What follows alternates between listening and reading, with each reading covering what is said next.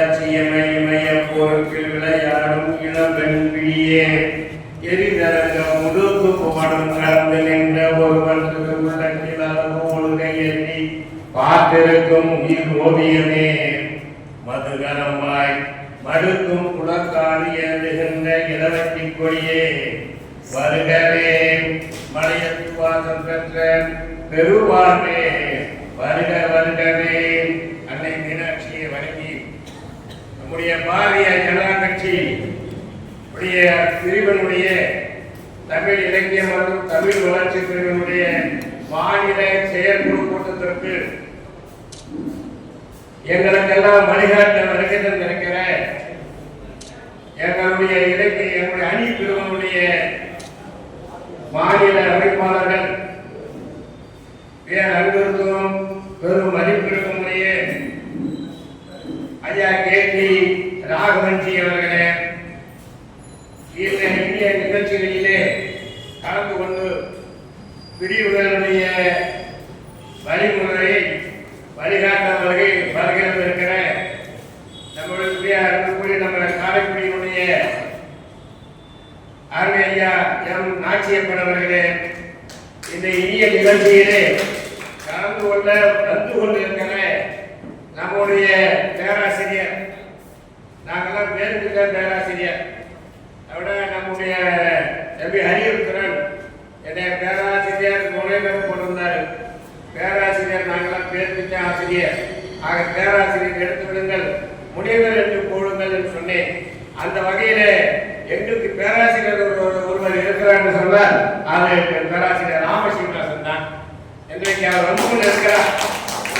அதே போல இன்னொரு பேராசிரியர் இந்த 10 ஆண்டு காலமாக பாரதிய ஜனதா கட்சியுடைய லட்சியங்களை, கொள்கைகளை, கோட்பாடுகளை எங்க மதுரை பெருங்கோட்டத்தில் முழுவ பேசி வருகிற, கற்பித்து வருகிற ஐயா கதலி நரசிங்க பெருமாள் அவர்களே, இந்த இந்திய நிகழ்ச்சியில் எங்களுக்கு ஆசீர்வாதம் செய்த நம்முடைய மாநிலத்தினுடைய கூட்டுறவுத்துறையுடைய அமைப்பாளர் என் அன்பு சகோதரர் மகா சுசீந்திரன் அவர்களே, அருமை சகோதரர் கிழக்கு மாவட்டத்தினுடைய தலைவர் அருமை சகோதரர் ஏ.பி. ராஜசிம்மன் அவர்களே, நம்முடைய அருமை சகோதரர் சி.எம். மாரி சக்கரவர்த்தி அவர்களே, சிவலிங்கம் அவர்களே, இந்த இனிய நிகழ்ச்சியை இவ்வளவு சிறப்பாக நடத்துவதற்கு எங்களுக்கு உறுதுணையாக மிகப்பெரிய அளவிலே இந்த ஒரு கூட்டத்தை கூட்டி தந்திருக்கிற என அன்பு தம்பி அருமை சகோதரர் பாரதிய ஜனதா கட்சியுடைய சங்கத்தினுடைய ஆற்றலை பெற்றவர் அருமை சகோதரர் திருமூர் ஹரிஹர புத்திரன் அவர்களே, நம்முடைய அன்பு சகோதரர் நம்முடைய மாநிலத்தினுடைய இணை அமைப்பாளராக இருக்கக்கூடிய தலைவர் நம்முடைய கே. ராஜா கிருஷ்ணன் அவர்களே, நம்முடைய தமிழ் வளர்ச்சி பிரிவினுடைய நம்முடைய மாநில நிர்வாகிகள், மாநில செயலாளர்கள் அருமை சகோதரர் அருளரசன் அவர்களே, அருமை சகோதரர் சிவபிரகாசன் அவர்களே, அருமை சகோதரர் நம்முடைய விருதுநகர் ஸ்ரீவில்லிபுத்தூர் எம்பி முருகன் அவர்களே, அருமை சகோதரர் ஆர்.எம்.எஸ். முருகேசன் அவர்களே, அன்பிற்குரிய நம்முடைய அருமை சகோதரர் ராஜபிரபு அவர்களே, இந்த இனிய நிகழ்ச்சியில் கன்னியாகுமரியில் இருந்து வருகை தந்திருக்கிற எங்களுடைய அன்பிற்குரிய திருமதி பி. அனுசியா செல்வி அவர்களே, இந்த இனிய நிகழ்ச்சியிலே கலந்து கொண்டு சென்னை மாநகரில் இருந்தாலும் இந்த மாவட்டத்திற்கு நான் வந்தே தீர்வேன் என்று சொல்லி வந்திருக்கிற நம்முடைய அருமை சகோதரி பி. சந்தாமணி அவர்களே, நம் அன்பிற்கும் நெஞ்ச மகிழ்ச்சிக்குரிய என் ஓம் அவர்களே, நம் அன்பு சகோதரர் கே.எஸ். எம். கோபாலகிருஷ்ணன் அவர்களே, நம்முடைய அருமை சகோதரர் முருகா அம்பிகா அவர்களே, அருமை சகோதரர் சத்தியபாலன் அவர்களே, அருமை சகோதரர் டாக்டர் ஜி. மோகன் அவர்களே, அருமை சகோதரர் ஆறுமுகம் அவர்களே, அருமை சகோதரர் டி.எம். ஐயா குப்புசாமி அவர்களே, நம்முடைய மதுரையினுடைய கோட்ட மாவட்ட அமைப்பாளர்கள் அன்பிற்குரிய அருமை சகோதரர் மதுரை நகர் சேர்ந்த ஆதிசங்கர் அவர்களே, மதுரை மேற்கு பகுதியுடைய அமணியாபுரத்தின் செல்வம் நம்முடைய எஸ். ராஜா அவர்களே, எஸ்.டி.எஸ். ராஜேஷ் கண்ணன் அவர்களே, முருகேசன் அவர்களே, நன்றி உரையாற்ற இருக்கின்ற எஸ்.பி. சக்தி அவர்களே, ஒரு அத்தனை பேர்களுக்கும் நன்றி கலந்த வணக்கத்தை முதற்கண் தெரிவித்துக் கொள்கின்றேன்.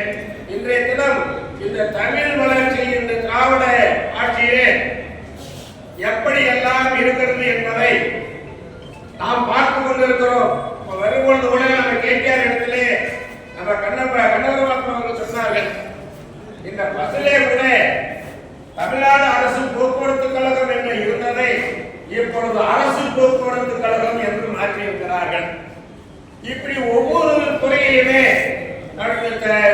கருணாநிதியுடைய மகன் ஸ்டாலினுடைய ஆட்சியிலே தமிழ் இன்றைக்கு அடி பாதாளத்திற்கு போய் கொண்டிருக்கிறது. சொல்ல வேண்டும் என்றால் மதுரை தமிழ்ச்சங்கம் தோன்றிய ஊர் இந்த ஊர், 4வது தமிழ்ச்சங்கம் தோன்றிய ஊர், கடைசி தமிழ்ச்சங்கமான முத்தமிழ்ச்சங்கம் 3ஆம் தமிழ்ச்சங்கம் தோன்றிய ஊர் இந்த ஊர். கடல் ஊர்களாலே பகுதியாக்கங்களை அழிந்த அந்த முதல் தமிழ்ச்சங்கம் தென்மதுரையிலே தோன்றியது. பல ஆயிரம் ஆண்டுகளுக்கு முன்னாலே கடல் ஊர்களால் அழிந்ததற்கு பின்னால் கபாலபுரம் என்ற 2வது இடத்திலே 2ஆம் தமிழ்ச்சங்கத்தை தொடங்கினார்கள்.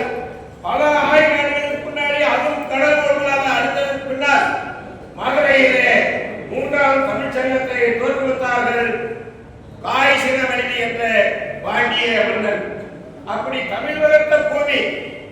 அதற்கு பின்னாலே ஒரு வெள்ளைக்காரர் ஆட்சியின் பொழுது நம்முடைய வள்ளல் பாண்டித்துரை தேவர்கள் இந்த தமிழ் வளர்த்த ஊரிலே திருக்குறள் அரங்கேறிய ஊரிலே திருக்குறள் கிடைக்கவில்லை, கம்பராமாயணம் கிடைக்கவில்லை என்ற ஒரே காரணத்திற்காக அவர் ஆலோசனை செய்து கீழ்த்திசை மொழி கல்லூரி என்று சொல்லி 4வது தமிழ்ச்சங்கத்தை தோற்றுவித்து தமிழை வளர்த்திருக்கிறார்கள். அப்படி தமிழ் வளர்த்த பூமி நம்ம பூமி. இன்றைக்கு நினைத்து பாருங்கள், நற்றினை, நல்ல குறுந்தொகை, ஒத்த 10 ஓங்கு பரிபாடல், கற்றறிந்தோர் ஏற்றும் கலியோடு அகம் புறமனை இத்தரத்து 8 தொகை. அந்த நூல்களாம் எங்கே 8ஆம் தொகையாக போய்விட்டது. அதை போல முருகு பிறநாடு, பானையந்த முல்லை, பெருகு வளவரை காஞ்சி, மறுவிடியே கோல நெடுநெடுவாளை கோல் குறிஞ்சி பட்டினப்பாளை கதாத்து 10 என்ற அந்த 10 பாட்டையும் காணவில்லை. 10 இலக்கியங்கள், சிற்றிலக்கியங்கள், நம்முடைய திவ்ய பிரபந்தங்கள், பாசுரங்கள், நம்முடைய அன்னைக்குமுடன் நாயன்மார்கள் எழுதிய பெரிய புராணம், நம்ம ஊரை சேர்ந்தவர் திருவாரூரை சேர்ந்தவர் மாணிக்கவாசகர், அவருடைய திருவாசகம், மூவர் தேவாரம் எங்கே இருக்கிறது தெரியவில்லை. இந்த திமுக ஆட்சியிலே கொடுங்கோலன் ஆட்சியிலே நாம் இதை கண்டித்தாக வேண்டும். அந்த அளவிற்கு தமிழை இன்றைக்கு படு பாதாளத்திலே போட்டிருக்கிறார்கள். தமிழை நாம் மீட்டுருவாக்க செய்ய வேண்டும். அதற்கு ஒரே வழி நம்ம ஒப்பந்த தலைவர், உத்தம தலைவர், உலகம் முழுவதும் ஒரே தலைவர், இந்திய நாட்டுடைய பிரதமர் ஐயா மோடிஜி அவர்கள் எங்க போனாலும் தமிழை வடநாட்டுக்கு போனாலும் சரி, ரஷ்யாவுக்கு போனாலும் சரி, அமெரிக்காவுக்கு போனாலும் சரி, கீழ்த்தேச நாடுகளுக்கு போனாலும் சரி, எங்க போனாலும் தமிழை பேசுகிறார், தமிழை பற்றி சிந்திக்கிறார். ஓடி வருகிறாருங்க ராமேஸ்வரத்தில் வந்து உட்கார்றார், ஓடி வருகிறாருங்க நம்முடைய திருவரங்கத்திலே வந்து இருக்கிறார், ஓடி வருகிறார் நம்முடைய கன்னியாகுமரி முனையில் உட்கார்ந்து தவம் செய்கிறார். எல்லாவற்றுக்கு மேலாக நம்ம கடல் வந்து கடல் எல்லாம் எல்லை தாண்டி கடாரம் என்றால் கங்கை கொண்ட சோழனாக விளங்கக்கூடிய ராஜேந்திர சோழனை 1000 ஆண்டுகளுக்கு முன்னாடி அவரை நினைத்து அந்த கங்கை கொண்ட சோழபுரத்திலே வந்து நமக்கு பெருமை செய்திருக்கிறார். அது மாத்திரமல்ல, நம்முடைய பாரத பிரதமர் அவர்கள் பாராளுமன்றத்திலே அவர் பக்கத்திலே சபாநாயகர் உட்கார்ந்திருக்கிற பக்கத்திலே நீதி பரிமாற்றம் செய்யக்கூடிய அந்த இடத்திலே நம்முடைய நந்திகவனை வழங்கக்கூடிய அந்த செங்கோலை வைத்திருக்கிறார். அதான் நம் தமிழுக்கு எவ்வளவு பெரிய பெருமை சேர்க்கிறார்கள். ஆனால் இந்த கருணாநிதி ஆட்சி காலத்திலே அவன் குரலோவி எங்க அக்காவுக்கு குரலோவி அடிக்கிறது, குரலோவி தான் நெஞ்சுக்கிரி திங்கதான் இந்த தமிழை வைத்து பிழைப்பு நடத்திய கூட்டம் இன்றைக்கு தமிழை அழித்து கொண்டிருக்கிறது. ஆகவே இதையெல்லாம் நம்ம தூக்கி எறிய வேண்டும். வருங்காலத்திலே பாரதிய ஜனதா கட்சிக்கு ஆட்சிக்கு வர வேண்டும்.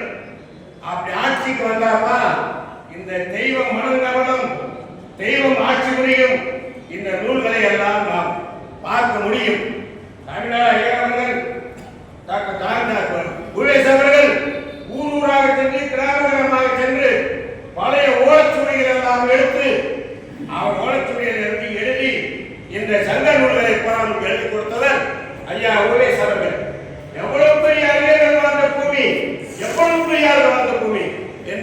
திரைக்கதைகளை எழுதுகின்ற கவிஞர்கள் எல்லாம் பெரிய கவிஞர்கள் சொல்கிறார்கள். நான் கூட அம்மா புரட்சி தலைவி அம்மா இடத்துல 2001 சட்டமன்ற உறுப்பினராக இருக்கும்போது ஒரு நாளோடு அவங்களுக்கு எழுதி கொடுத்தேன். உசிலம்பட்டி பிரபலை கல்லூரிய இந்த கல்லூரிய வரலாறை ஒரு நாடகமாக எழுதி கொடுத்தேன். அவங்க எழுதுனாங்க கவிவாளர் எழுதுனாங்க. ஒரு புத்தகம் தான் எழுதுனேன். அவங்க இருக்கிற செய்தி அறிந்து இந்த தமிழை அப்படி வளர்த்தார்கள். அம்மாவின் வளர்த்தார்கள். உலகத்தில் மாநாட்டை நடத்தினார்கள். உலகத்தில் எம்ஜிஆர் அவர்கள் உலகத்தில் மாநாட்டை நடத்தினார். ஆனால் தமிழ் வளர்த்த கருணாநிதியால் உலகத்தில் மாநாடு நடத்த முடியவில்லை. அவருக்கு அந்த பேர் அம்சம் கிடையாது. அதனால எங்கே தேடி கோயம்புத்தூர் போய் செம்மொழி மாநாடு ஒரு மாநாட்டை நடத்தி அவங்க குடும்பத்தை சேர்ந்தவர்களே கனிமொழியை கொண்டவர்களே கவிதாயியை கொண்டவர்களே செம்மொழி ரட்சகராக பாதித்து அந்த மாநாட்டை நடத்தினார். அவருக்கும் அந்த பாக்கியம் இல்லை. இன்றைக்கு இருக்கிற கருணாநிதிய மகனுக்கும் அந்த பாக்கியம் இல்லை. ஆக ஒரே பாக்கியம் நம்முடைய பாரதிய ஜனதா கட்சி ஆட்சிக்கு வர வேண்டும். அப்பொழுதுதான் நம்முடைய கொள்கை, நம்முடைய லட்சியம், நம்முடைய எண்ணம் எல்லாமே நிறைவேறும். அந்த வகையிலே இங்கே வந்திருக்கக்கூடிய நம்ம தமிழ் அறிஞர்கள், தமிழ் குடிமக்கள் ஐயா சொன்ன என்ன செய்ய போறீங்க? இந்த தமிழுக்கு நீங்க மாதாஜி மாதாஜி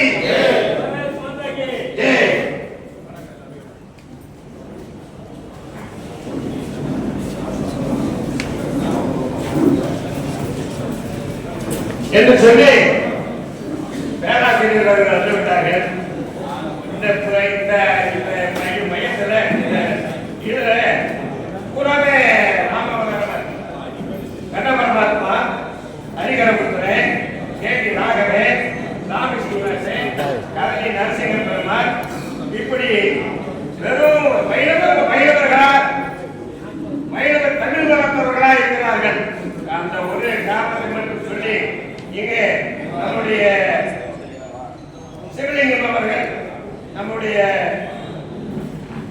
ராஜசிம்மன் அவர்கள் இந்த பகுதியிலே பாரதிய ஜனதா கட்சியினுடைய வளர்ச்சியை அன்பாடு பெற்று வளர்த்து கொண்டிருக்கிறார்கள்.